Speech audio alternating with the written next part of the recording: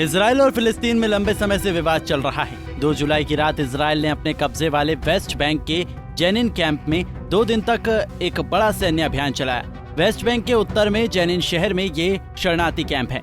Jordan नदी के पश्चिमी तट पर जमीन का ये एक बड़ा टुकड़ा है, जिसको इजराइल ने 1967 में 6 दिनों तक चले युद्ध 6 डे वॉर के बाद जॉर्डन से छीन लिया था। इजराइल और फिलिस्तीन इस क्षेत्र पर अपना अपना दावा करते हैं, लेकिन कई दशकों की बातचीत के बाद भी इसकी अंतिम स्थिति पर विवाद है।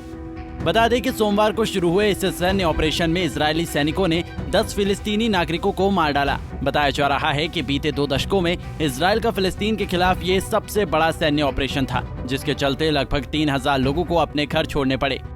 अब सबके जहन में ये भी सवाल होगा कि आखिर इजराइल ने फिलिस्तीन के जेनिन कैंप में ये ऑपरेशन क्यों चलाया। दरअसल इजराइल का कहना है कि ये जेनिन कैंप आतंकियों का अड्डा बन गया है, इसलिए उसने ये ऑपरेशन आतंकवादियों को खत्म करने के लिए चलाया। इजराइल ने ये भी कहा कि अगर चरमपंथियों की गतिविधियां नहीं रुकी तो वो आगे भी इस तरह के सैन्य ऑपरेशन करता रहेगा। इजराइल की इस कार्रवाई के जवाब में फिलिस्तीन इस्लामिक जिहाद और हमास जैसे संगठनों ने इजराइल को चेतावनी दी है कि अगर उसने ये सैन्य ऑपरेशन बंद नहीं किया तो अंजाम बहुत बुरा होगा। बता दें कि फिलिस्तीन के इन संगठनों ने इजराइल के तेल अवीव में एक हमला भी कर दिया है, जिसमें 7 लोग घायल हो गए हैं। फिलहाल तेल अवीव में हमला करने वाले शख्स को मार गिराया गया है। आइए अब आपको बताते हैं कि जेनिन कैंप में इजरायली सेना हमले क्यों कर रही है और जेनिन का इतिहास क्या है। जेनिन वेस्ट बैंक के उत्तरी क्षेत्र में एक छोटा सा शहर है। साल 1947 में यूएन ने सिफारिश करते हुए कहा कि फिलिस्तीन की जमीन के 2 हिस्से कर, एक हिस्सा यहूदियों को देना चाहिए और एक फिलिस्तीनी लोगों को। फिलिस्तीनियों को ही अरब कहा गया है।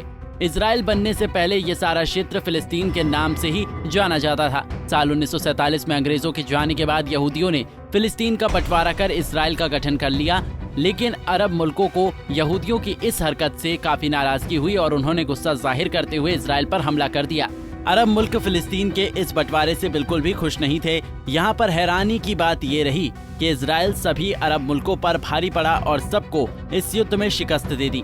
इसके बाद इजराइल ने यूएन के द्वारा निर्धारित किए गए इलाके से कहीं ज्यादा जमीन अपने कब्जे में कर ली। इस युद्ध के बाद फिलिस्तीनी अपने ही देश के 2 इलाकों में सिमट कर रह गए, गाजा पट्टी और वेस्ट बैंक।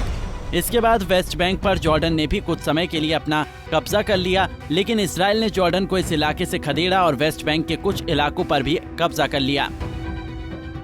इसके बाद साल 1967 में अरब और इजराइल के बीच एक युद्ध और हुआ और इसमें भी अरब को मुंह की खानी पड़ी। इस युद्ध के बाद इजराइल ने वेस्ट बैंक, पूर्वी यरूशलेम, गाजा पट्टी समेत कई और इलाकों पर कब्जा कर लिया और वहां अपनी कई बस्तियां बनाई। इजराइल ने अपनी अवैध बस्तियों को अच्छी सड़कों के साथ आपस में कनेक्ट किया, लेकिन फिलिस्तीनी लोगों तक ट्रांसपोर्ट की सहूलियत उनके पास नहीं पहुंच पाई। शुरू से लेकर अब तक जरूरी सहूलियतें न मिलने की वजह से इजराइल के खिलाफ लोगों की नफरत बढ़ गई और आज इन्हीं लोगों ने इजराइल की नाक में दम कर रखा है और इजराइल सेना का फिलिस्तीनी लड़ाकों के साथ घमासान मचा ही रहता है।